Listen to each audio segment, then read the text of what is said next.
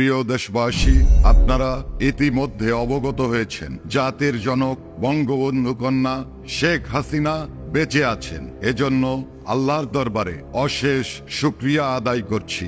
সাথে সাথে আপনাদেরকে বলতে চাই, জাতির জনক টুঙ্গিপাড়ার মাজারে আজ আমরা শপথ গ্রহণ করেছি জাতির জনক বঙ্গবন্ধু কন্যা শেখ হাসিনাকে সসম্মানে দেশে ফিরিয়ে আনার আগ পর্যন্ত আমরা আমাদের আন্দোলন চালিয়ে যাব। বন্ধুগণ, আজকে যারা ভীতি এবং নৈরাজ্য সৃষ্টি করছে তারা সংখ্যালঘু এবং বাংলাদেশের সাধারণ মানুষকে নিয়ে মুজিব পাগল ভাইরা বাংলাদেশের সকল স্থানে আপনারা দুর্বার প্রতিরোধ গড়ে তুলুন।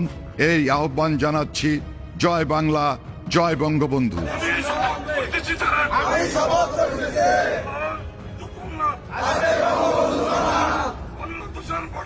বাংলাদেশের